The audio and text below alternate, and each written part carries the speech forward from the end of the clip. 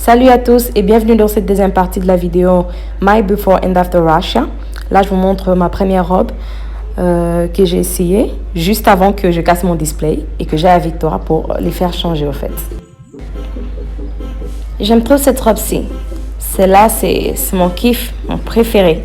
Juste de haut en bas et tout. C'est vraiment mon kiff.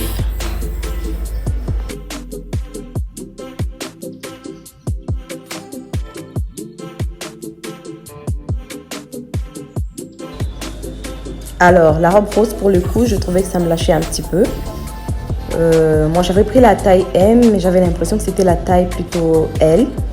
Ou je sais pas trop, je dois le faire refermer ou soit le porter comme ça, un petit peu lâché. Mais sinon, j'aime bien. Moi, j'ai aimé plutôt les tissus en satin ainsi que la couleur rose. Vu que moi, je voulais miser surtout sur les couleurs. Moi, j'ai envie de porter que des couleurs et tout. Donc voilà pourquoi je me suis dit, je vais prendre une robe rose, une robe rouge et une robe verte. Voilà. Ouf. Cette journée, waouh. C'était fatigant. Là, vous allez peut-être voir que la vidéo, quand ce sera fini, terminé et tout. Mais ça n'a pas du tout été facile. J'ai commencé la vidéo le matin. Mon oncle, il est venu nous voir parce qu'on a aménagé à la maison. Dans l'appartement, il n'y a pas très longtemps. Il est venu nous voir. Il n'a pas prévenu, donc il fallait l'accueillir, il fallait arranger les tables et tout. Les menuisiers sont arrivés pour ajouter les placards donc, dans la cuisine. Ouf! Ils ont fait du bruit, j'ai même pas pu tourner la vidéo pendant ce temps-là, j'ai mis pause. Après ça, je suis revenue pour essayer mes robes. Et devinez quoi, mon téléphone tombe et se casse. Mon display était cassé, donc il n'y avait plus rien. Ce que je fais donc, je me suis rendue toute seule à Victoire pour faire arranger mon téléphone, pour changer de display. On m'a changé mon display, heureusement que j'avais l'argent sur moi. On m'a changé mon display et voilà, je vais finir la vidéo. Ouf, parce que je suis fatiguée. Le bien, c'est que j'avais déjà cuisiné hier et la nourriture est là. Je vais juste ajouter un petit truc au-dessus, comme on fait à la congolaise, quoi. Et après, on va manger le soir. Ces gosses ne me méritent pas. Je le dis encore, ces gosses ne me méritent pas. Bref.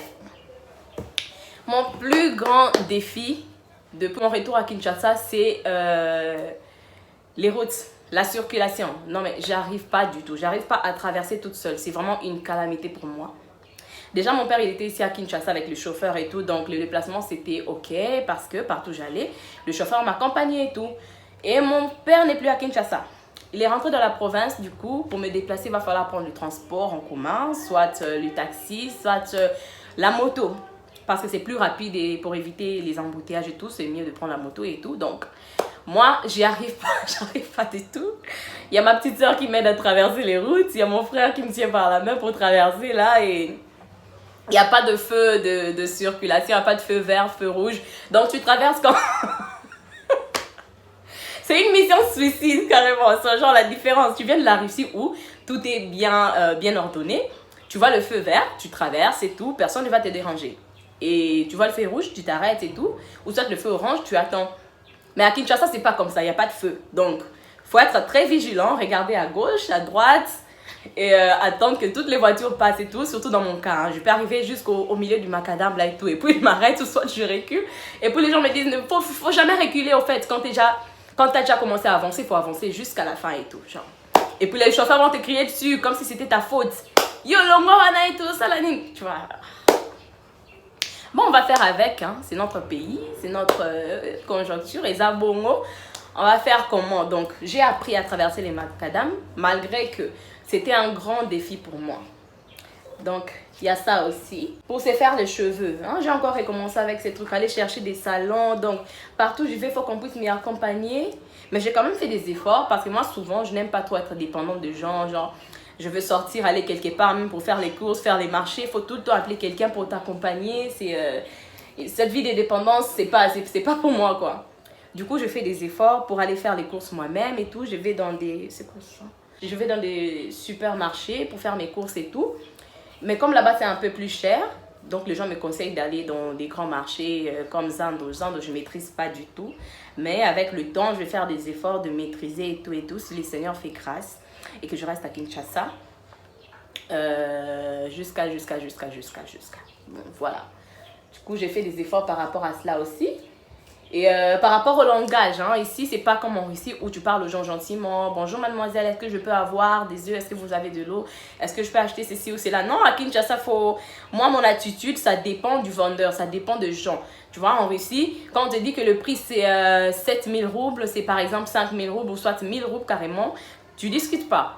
Ici à Kinshasa, il y a des endroits où il faut discuter. Donc, on m'a appris aussi à discuter. Que quand quelqu'un commence avec... bon, ça c'est une technique qu'on m'a appris, hein. Ça, c'est une astuce qu'on m'a donnée et tout.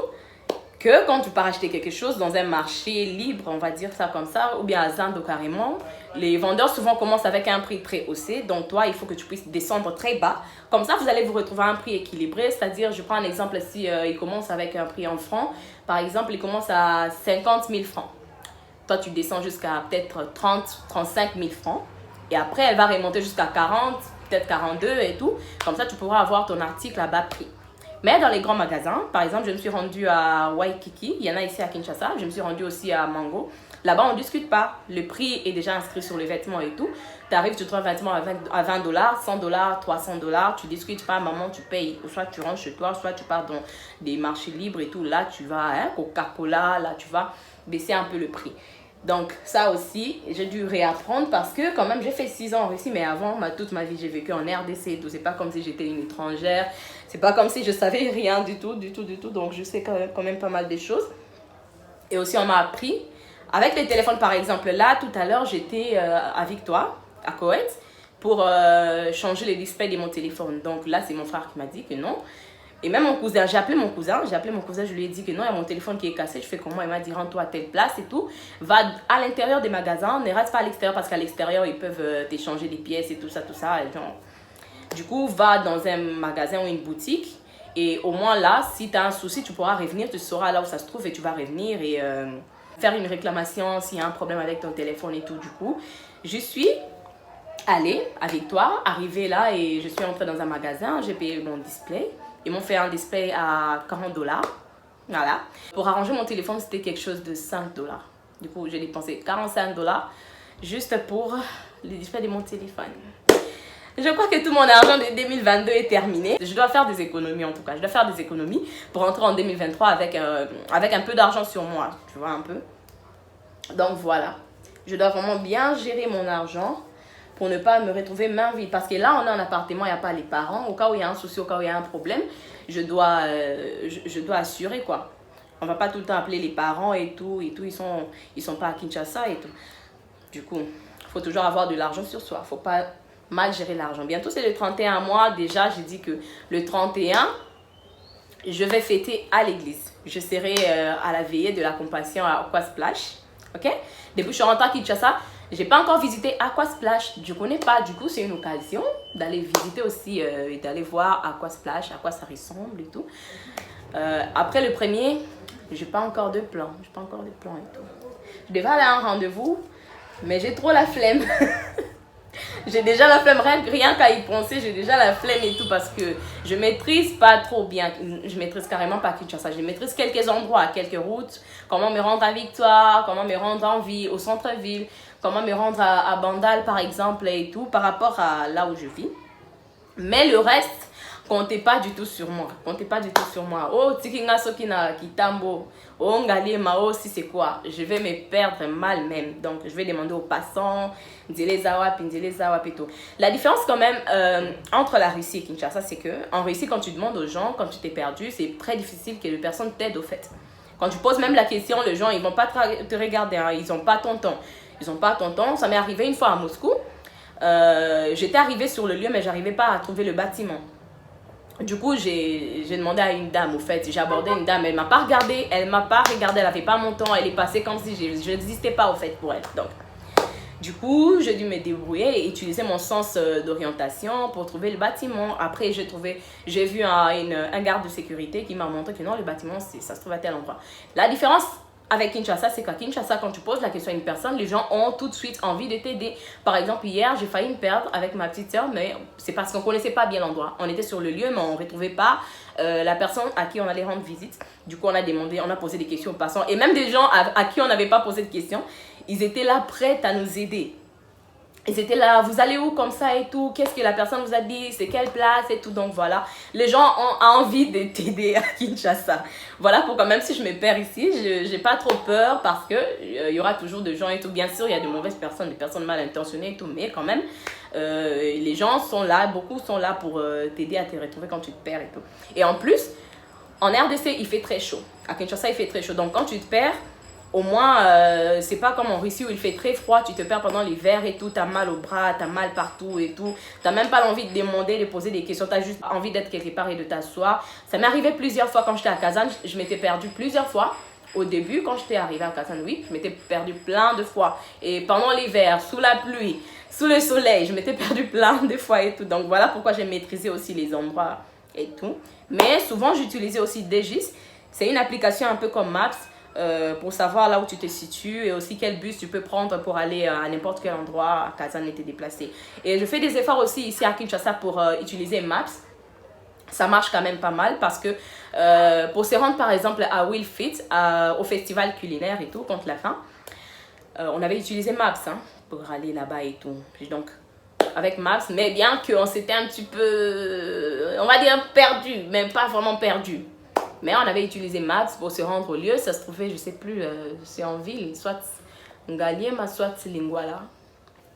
Bref, vous comprenez de quoi je veux parler. Et c'est ça qui s'est passé.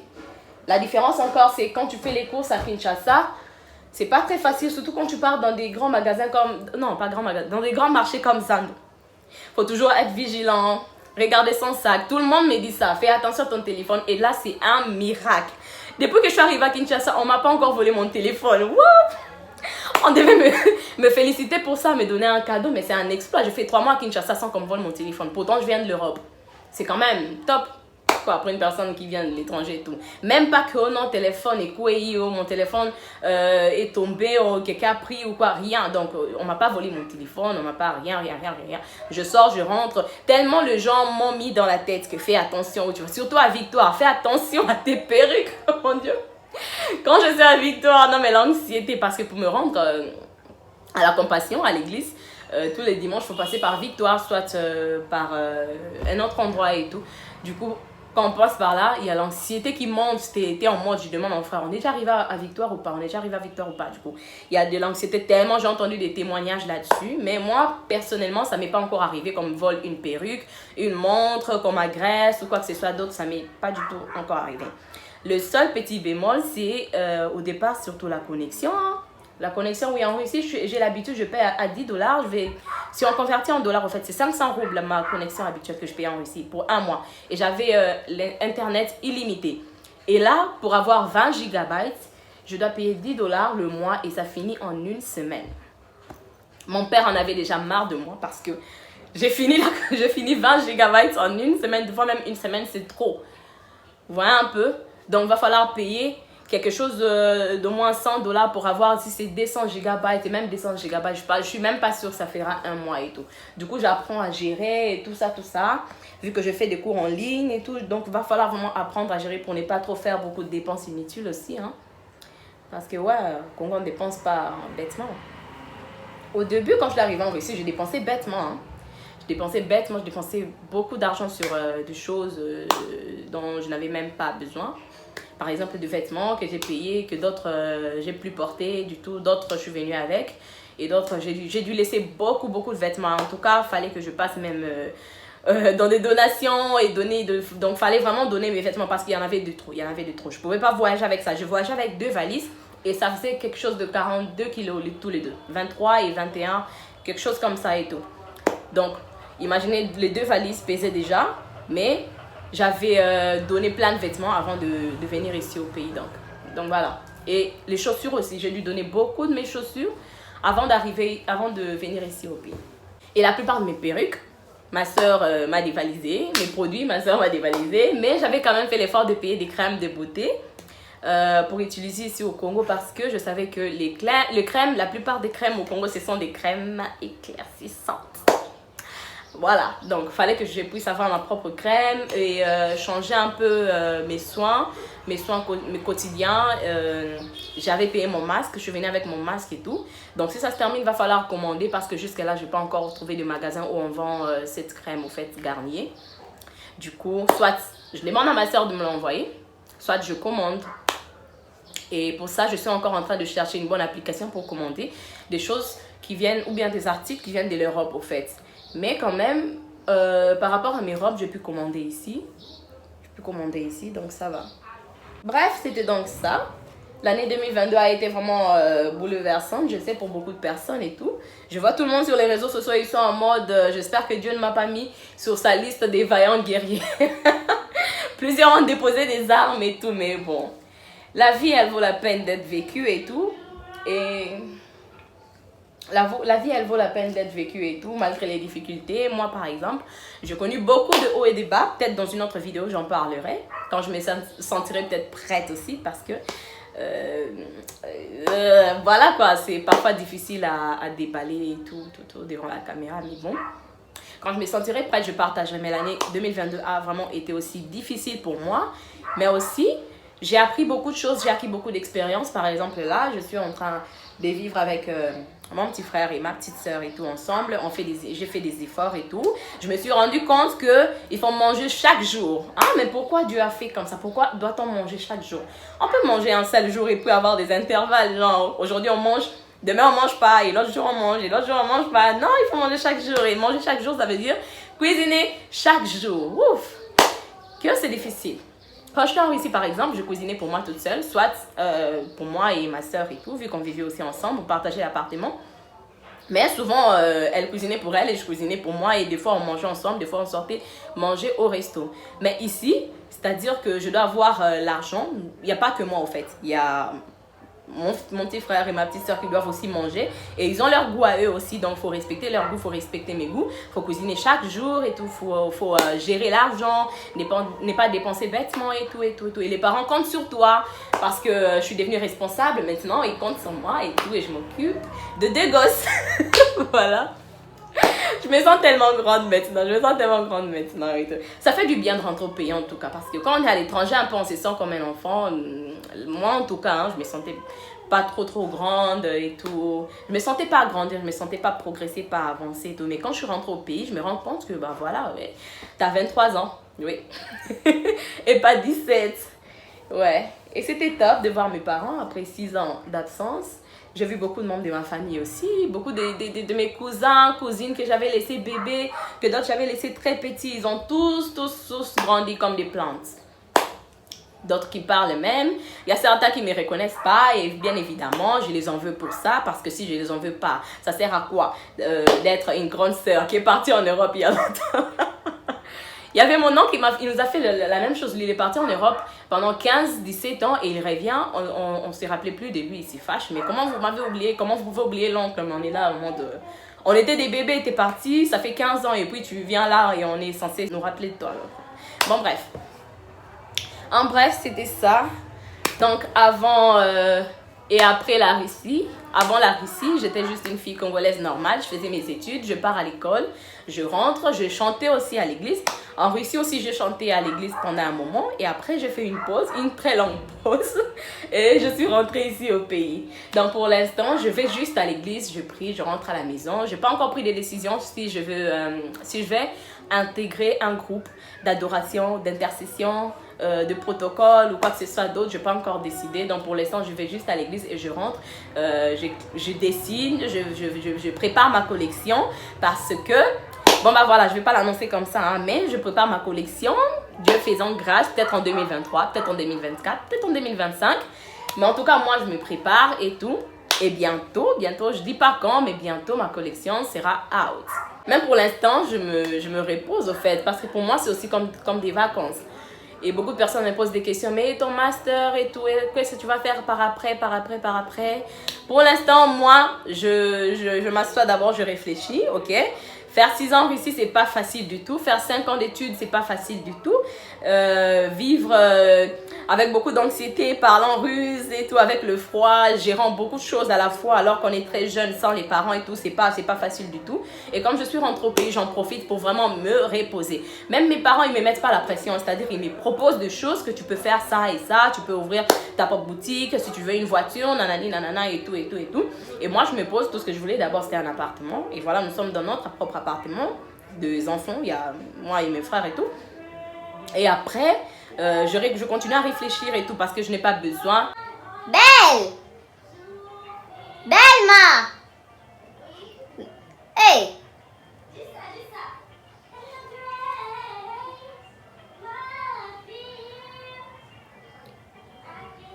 C'est bon là? Merci. Bref, je disais donc que mes parents ne me mettent pas du tout la pression, que non, il faut que tu fasses ceci, tu fasses cela. Ils me laissent le temps de réfléchir parce que ils comprennent qu'ils sont devenus quand même beaucoup plus compréhensifs. Je pense que c'est l'âge aussi. L'âge joue beaucoup sur la compréhension des parents. Et bref, voilà. Je suis quand même contente d'être là au pays et tout. Je regrette pas du tout ma décision parce que j'aurais pu décider aussi de faire mon master en Russie, rester là et tout et tout. Mais j'ai quand même décidé de rentrer dans mon pays. Et depuis que je suis là, au fait, j'ai quand même tenté pas mal de postes de travail et tout. Je suis allée passer des interviews. Je suis allée dans des conférences et tout, donc pour essayer de me faire encore des contacts. Et là, je cherche toujours à rester en contact avec des personnes de la diaspora qui sont ici à Kinshasa et tout, pour collaborer par exemple, pour faire des projets et tout.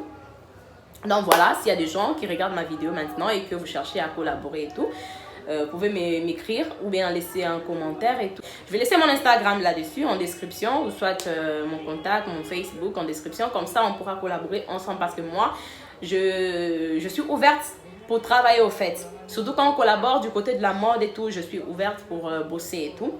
Je suis ouverte, voilà, pour beaucoup de choses et j'ai déjà postulé pour donner des cours d'anglais dans une école et tout, et dans un centre et dans une université aussi. Et là, j'attends qu'on m'appelle. Là, on va m'appeler, c'est là où je vais aller. Peu importe le salaire, moi, ce qui compte pour l'instant, c'est d'abord l'expérience professionnelle. C'est ça qui compte pour l'instant et tout. Et si Dieu fait grâce, l'année prochaine, je vais continuer avec mon master. Mais pour l'instant, j'ai besoin de travailler et de réfléchir, de bien réfléchir parce que la vie, on est jeune aujourd'hui, mais après on sera plus jeune après. Donc, va falloir faire de bons choix maintenant, va falloir prendre de bonnes décisions maintenant et ne pas attendre qu'il soit trop tard pour commencer à dire, bah ici j'avais fait ci, ici j'avais fait cela et tout. Donc, voilà. Bref, je pense que je vais m'arrêter là pour aujourd'hui. Si vous voulez en savoir plus sur mon Before and After Russia, continuez à suivre ma chaîne et tout. Je vais poster quand même pas mal de vidéos, vu que j'en profite pour me reposer. Je vais aussi en profiter pour m'investir sur les réseaux sociaux. Ça a toujours été quelque chose qui m'a intéressée au fait, mais avec les études, ça collaborait pas trop parce que j'étais vraiment en mode études. Moi, je fais le design, mais là-bas, c'est chaud, C'est chaud, on dessine H24 sur des papiers A1, je sais pas, des gros papiers comme ça, genre A1. On dessine H24, on crée, donc j'avais pas du tout le temps de m'investir et dans les études et les réseaux sociaux parce qu'avant j'avais commencé avec ma soeur, mais j'ai dû m'arrêter à cause du manque de temps et tout. Mais là, comme je suis un peu, on va dire, en grandes vacances, je vais en profiter pour m'investir sur la chaîne et tout, sur les réseaux sociaux, pour parler de ma collection, pour vous faire expérimenter, on va dire, pour vous faire vivre l'expérience ensemble avec moi, comment je dessine, comment je procède. Au fait, je vais commencer aussi à publier des vidéos, comment je procède pour dessiner, par quoi je commence, quelles sont les choses dont je me sers au fait pour avoir de l'inspiration. Donc, voilà. Tout ça, on va en parler prochainement. Donc, restez branchés, restez connectés. Si vous aimez ce genre de contenu, je vais en faire plus dans les jours qui vont suivre et tout.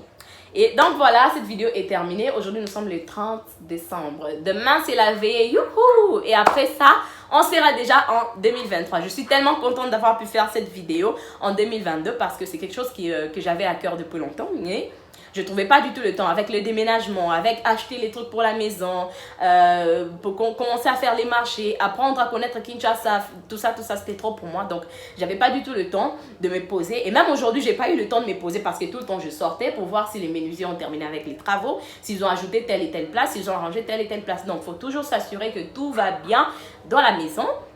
Et ça rend responsable, oui, mais c'est fatigant à un certain moment. Bon, bref, comme j'ai pu trouver un peu de temps pour faire cette vidéo, je suis tellement contente. Je vous souhaite à tous une très belle année 2023 et tout. Que la grâce du Seigneur et la paix soient avec vous. Donc, voilà ce que j'avais à dire. Je sais pas trop comment finir cette vidéo, du coup. Je vais juste partir comme ça. Bye!